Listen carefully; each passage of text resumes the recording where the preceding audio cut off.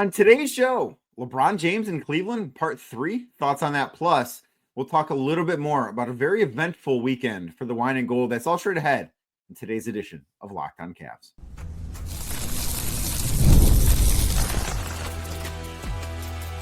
You are Locked On Cavs, your daily Cleveland Cavaliers podcast. Part of the Locked On Podcast Network, your team every day.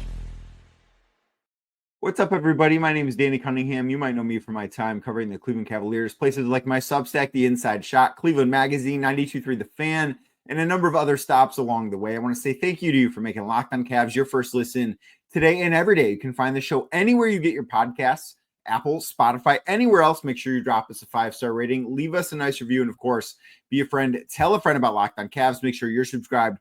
Make sure a friend is subscribed as well. And if you're watching on YouTube, as we get started here, do me a favor. Hit that thumbs up button for me, click subscribe, and hit that notification bell so you don't miss the latest Locked On Cavs content, a proud part of the Locked On Podcast Network, your team every day. Today's episode, of course, brought to you by FanDuel. Right now, new FanDuel customers can get $150 in bonus bets when your first $5 bet wins. That is $150 in bonus bets when that first $5 bet wins. The Cavs had a very, very eventful weekend. We will talk about that coming up a little bit later, but we have to begin today's show by talking about LeBron James, because of course we have to talk about LeBron James. It was reported by ESPN's Shams Charania that LeBron James is opting in to his player option for the 2025-2026 season. His contract is $52.6 million, and he does have a no-trade clause. Now, a no-trade clause does not mean you cannot be traded. What a no-trade clause, as we have seen in Phoenix with Bradley Beal, a no-trade clause actually means I get to decide where I get traded to. That is, it should not be called a no-trade clause. It should be called a I hold the power type of thing, which is admittedly not a good name.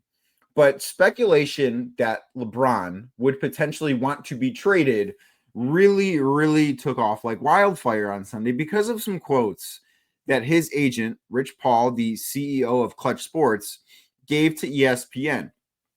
Paul told ESPN, LeBron wants to compete for a championship. He knows the Lakers are building for the future. He understands that, but he values a realistic chance of winning it all. We are very appreciative of the partnership that we've had for 8 years with Jeannie Buss and Rob Pelinka, and consider the Lakers as a critical part of his career. Paul continues, we understand the difficulty in winning now. While preparing for the future, we do want to evaluate what's best for LeBron at this stage in his life and career. He wants to make every season he has left count, and the Lakers understand that, are supportive, and want what's best for him. There are a couple of different ways to interpret this, and this all, of course, does relate to the Cavs at a certain point, because when these quotes are out there, immediately people, and I am guilty of this too, people start putting together the fake trades for LeBron James to bring him back to Cleveland. I think that this is a much different situation than the Kevin Durant stuff with the Phoenix Suns a couple of weeks ago was, for a number of different reasons. Obviously, LeBron's history with Northeast Ohio and this organization specifically are among them. So that is certainly that part of this discussion is that. But with this, those quotes to me from Rich Paul to ESPN do not sound entirely like someone that's all in with the Lakers. I think that's a very fair thing to say. I think that's probably a conservative thing to say. That sounds to me like somebody who wants to be somewhere else. That sounds to me like somebody who recognizes who the Los Angeles Lakers are right now. The Lakers, as currently constructed, even with LeBron James and Luka Doncic and Austin Reeves, who's a good player too, are not a championship caliber team. They're a good team, but they are not a team that should have realistic expectations of winning the championship in 2026. That's just not what that roster is at the current time. So this leads us to, well, it sounds as if at the very least, LeBron is open to being traded for the first time. Technically, the second time in his career, he was signed and traded from the Cavs to Miami when that happened back in 2010. But this sounds to me like LeBron is open to being traded. And that's where the Cavs come into play. because anytime there is movement with LeBron, the Cavs are going to be brought up because of the history, because he was drafted here. He spent 11 seasons wearing wine and gold. He won the city's only championship since 1964. He won the franchise's only championship. He is not only the greatest player in Cavaliers history, but he's the greatest player in NBA history. And that is always going to be something that matters in this discussion. And I think that there are a number of different ways to look at it. And this is an argument where I did not think trading for Kevin Durant made sense. That is not something that I thought was a good idea for the Cavs. I understand why they explored it, but I didn't think that Kevin Durant was necessarily the right fit here. And that is also something that there's a lot less to consider when you're talking about Kevin Durant because of the lack of history with the Cavs, which, of course, that doesn't actually matter to winning basketball games next year and the year after that. But this is something that, because it's LeBron, and listen, the other part of it too, at this point, why I think that this is something I would be more open to, not saying at this point, I'm talking through this. I don't even necessarily have a take as to whether or not the Cavs should or shouldn't do it. I'm still sort of, as of Sunday afternoon here, trying to figure out what I think about it. I'm trying to talk through it on this podcast with you guys, because I don't entirely know if I would do this or not do this for the Cavs. Obviously, part of it depends on what the trade would look like. But I also think, too, despite the fact that LeBron is older, is going to, if he stays healthy this year, he's going to become the NBA's all-time leader in games played. I think he has to play like 55 games this year to have played the most regular season games in NBA history. And then when you add on the number of playoff games that he's played, he's really like, he's played 4 additional seasons of basketball just in the playoffs, which is a wild thing to consider, but it is the truth. But I think at this point, what makes this different, other than the history of LeBron, what makes this different is I think LeBron James is a better basketball player right now than Kevin Durant. Now, I don't know how long that's going to last for, but LeBron finished 6th in MVP voting. He was a second-team All-NBA guy. And what we are seeing from him is obviously unprecedented, because nobody at his age has done that. Like, nobody at his age has been this good with that many miles on the tires. It just has not happened in NBA history, and it really does speak to his greatness. But I do think that makes this a tougher conversation, because he is, I think, better than Kevin Durant is right now. And it gets me to wondering, so what would a trade have to look like between the Cavs and the Los Angeles Lakers? And to be clear here, as I record this, I have zero idea if the Cavs are interested in this deal. But I do know that at any time LeBron James's name pops up, it's going to be something worth talking about for the Cleveland Cavaliers. So before we even talk about what the Cavs would have to send out, because it would have to be similar to what they would have had to send out for Kevin Durant, because LeBron and KD financially are in very similar ballparks, where LeBron, I think, is 52.6, if I'm not mistaken, that option he picked up. And Kevin Durant, I actually think, might have been a little bit more. He might have been at like $54 million for this upcoming season. So it is something that, like, they're in similar ballparks in terms of what the Cavs have to send out to make this work. And the Cavs right now are a second apron team. In order for them to make a trade work, they would have to send out enough money to, one, match the LeBron salary of $52.6 million, which they do not have a player on the roster making that. So there is not a situation in which the Cavs could just send one player to the Lakers and get LeBron back. That is not a possible thing for the Cleveland Cavaliers with where they are at financially. So they would need to then aggregate player salaries to make this work. Now, as a second apron team, that is not something they are allowed to do. What they can do is they can aggregate salaries in a trade. However, the result of that trade has to be the Cavs getting out of the second apron, and then they are hard capped at that second apron line. They're not allowed to make a trade where, just like financially, because this would work, Darius Garland and Max Strus, like numbers wise, that would work in terms of getting to LeBron's salary. Like, they could make that trade that would not get them out of the second apron. They would have to send out roughly $20 million more in order to get out of the second apron. But then they have to stay out of it. They can't just jump out of it real quick to make a trade work and then get back into it. That's not how that can work for the Cavaliers. So that is something that you do have to keep in mind. And the other thing too, before again, we talk about what a package could look like. And I think, it'd be kind of similar to KD.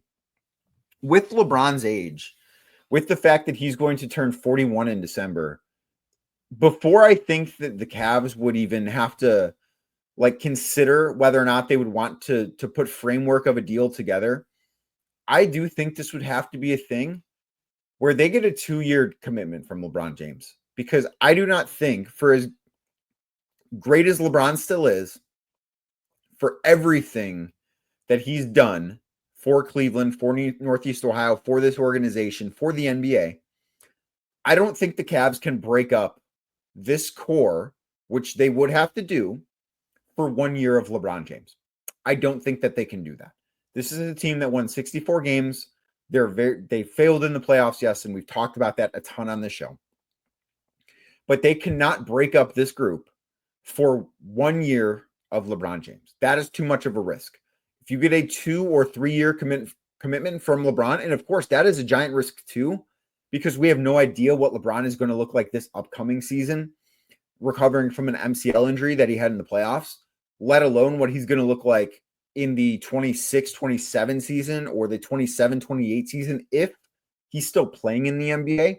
We don't know what that version of LeBron is going to be like, but I do think that there's enough reason to bet on LeBron, the way he has taken care of his body and everything he's done and just how good he's been, the level that, he's not best player in the world caliber LeBron anymore, but he's still a top 10 player, top 15 at worst player in the NBA right now. So that is worth it from that sense, but it's not worth it for 1 year of that. Is it 2 years? Is it 3 years? I think probably 2. If you could get 3, great, but we have no idea what he's going to look like in his age 43 season. But I do think that if the Cavs were to consider this, it would have to be a deal where, and listen, they're going to talk to LeBron before they would do it because he has a no trade clause and he's going to want to have input on the trade. But it would have to be a situation where it's understood that, yeah, he's going to be a free agent next summer, but he will be back for at least 1, if not 2 more seasons after this upcoming one.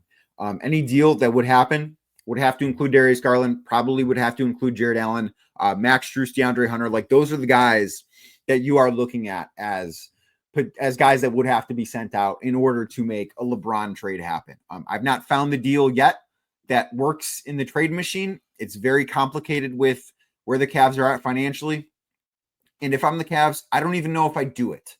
But I do know anytime LeBron James as potentially changing teams is brought up, the Cavs are going to be involved, at least in the conversation. Whether or not they're interested, I do not know. I don't have that information as of Sunday afternoon.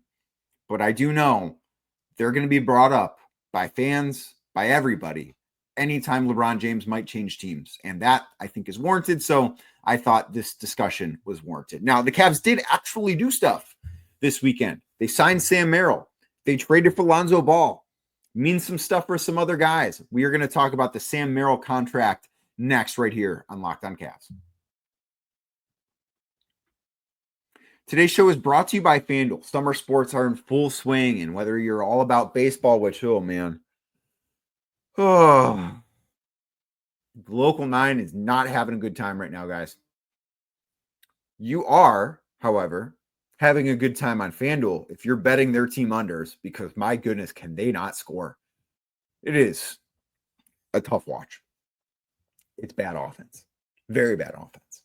So I hope on FanDuel you're taking the under. Hope you're not taking the over on the Local 9 because that lineup is brutal right now. Just brutal.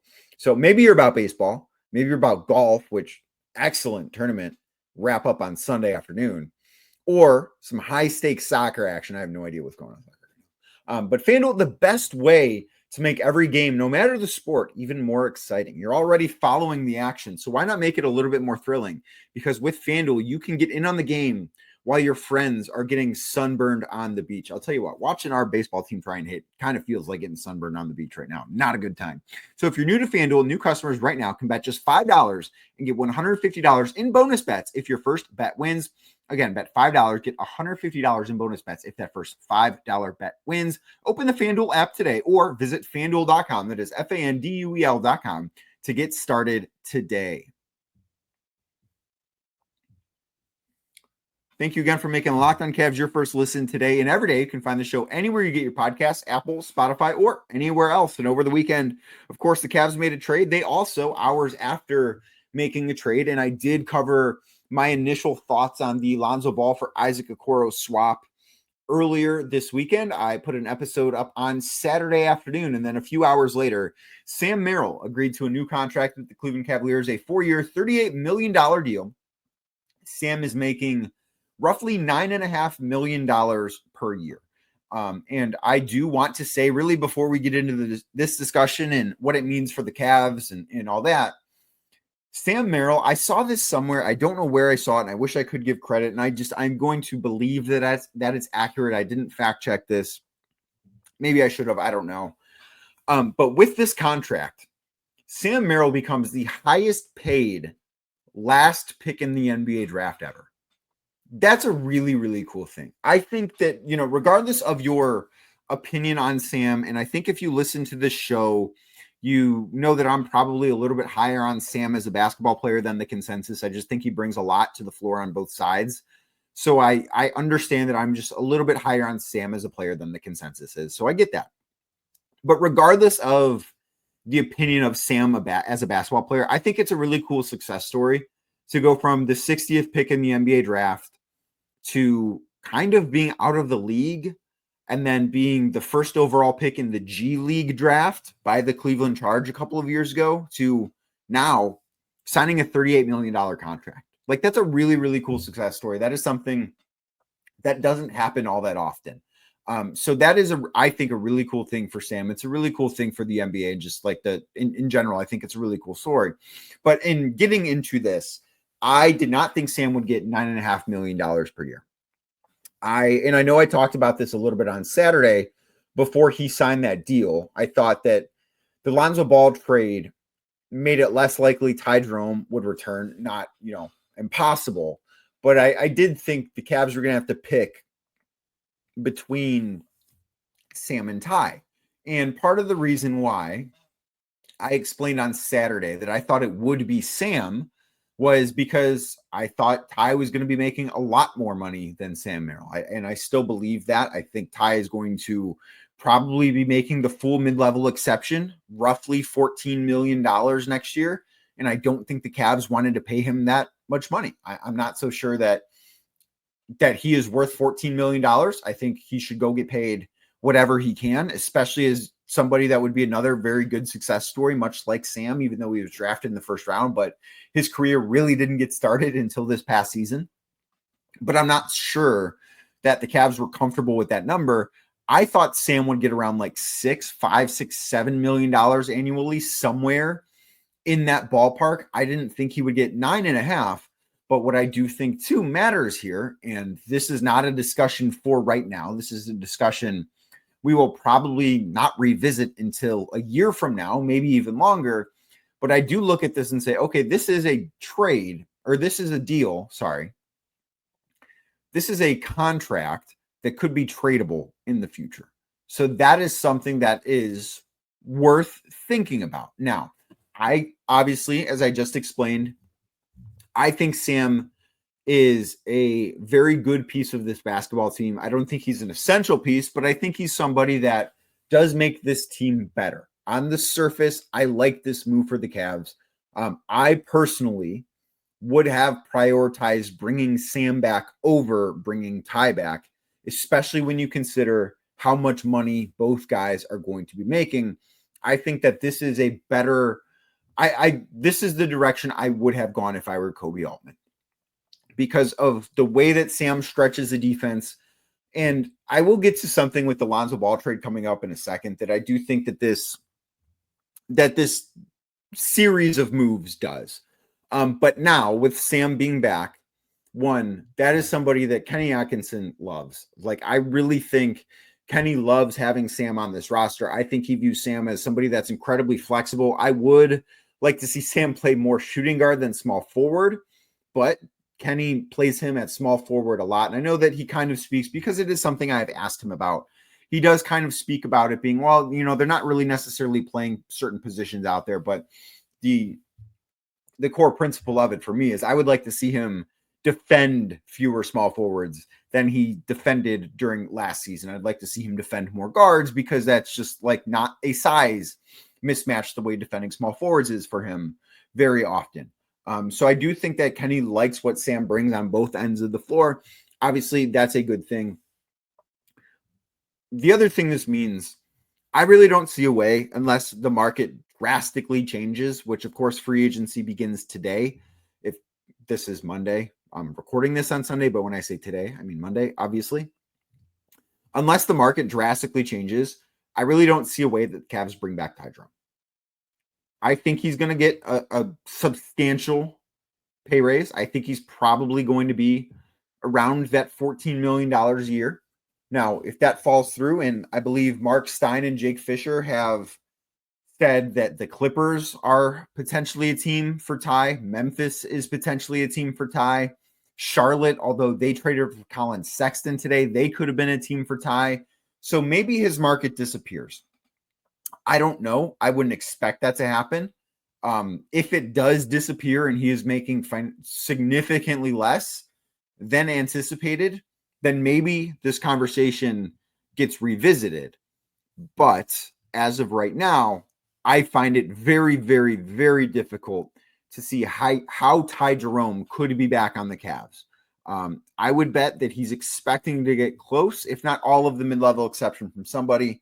And I just don't think that's a number the Cavs are comfortable with. So the series of moves that the Cavs have made, trading for Lonzo Ball, drafting Tyrese Proctor, re-signing Sam Merrill, all of those things, I think point to Ty being elsewhere. I really think that Sam Merrill being back, drafting Proctor, trading for Lonzo Ball, I think all that points to somebody else is going to have Ty Jerome on the roster next year. Now, the Lonzo Ball for Isaac Okoro trade, I've been letting it marinate for the last 24 plus hours. So I've got a few more thoughts that I want to dive into. So we're going to do that next right here on Locked On Cavs.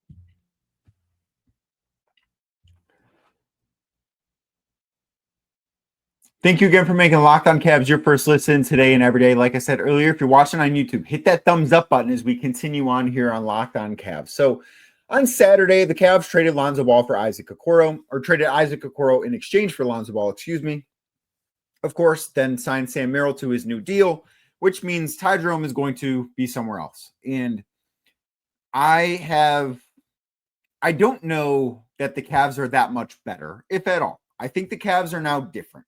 And different doesn't always mean better, but different doesn't always mean worse either. The trade for Lonzo Ball is obviously a really big bet that he is going to be healthy, because if he is healthy, I think that he could be exactly what the Cavs need. But that's a pretty big if. That is the biggest gamble I think the Cavs are taking this year, is on Lonzo Ball's health, because if he's healthy, I think that he can transform the bench into being something better than it was. I don't think that he's going to give the scoring puncher exactly the same shooting punch that Ty Jerome was able to. He will be much better defensively than Ty was. Like, I think part of the reason why Ty was unplayable against the Pacers wasn't because he was missing shots. It was because he couldn't stay on the floor defensively. And on the flip side with that, what I do like about this series of moves is the Cavs took two guys who were one-way players, because Ty Jerome was not a good defender at all. He was a very good offensive player, but not a good defender.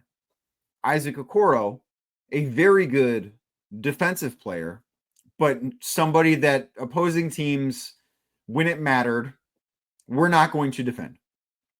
He was just not going to be paid any attention to. And they have replaced those two guys with somebody who, again, the gigantic if of the health question for Lonzo Ball here, but they've replaced those two guys with somebody that is a two-way player. And I don't think that is insignificant when having this discussion, when thinking about this series of moves, because I don't think that you can just necessarily, like if you look at the Lonzo for Isaac Okoro trade in a vacuum, it's a great deal for the Cavs. It's a bet on Lonzo's health, of course, but like it is something the Cavs can't say no to that deal. But of course, we can't look at team building in a vacuum because that's not how you build a team. So I think it becomes a little bit less appealing when it's not in a vacuum because it does mean you lose Ty Jerome. But I do think that it's going to matter. It matters more in the postseason having two-way guys. And not everybody's going to be a two-way guy. Like Darius Garland is not a two-way guy. I think he fights like crazy defensively when it matters, but he's just, because of his size, he's never going to be a plus defender. I think Donovan Mitchell is an okay defender. But other than that, I think the Cavs mostly have two-way guys. And that is something, if you look at Oklahoma City, part of the reason why they were so good is how many guys do they have that are either targets defensively or don't get guarded offensively?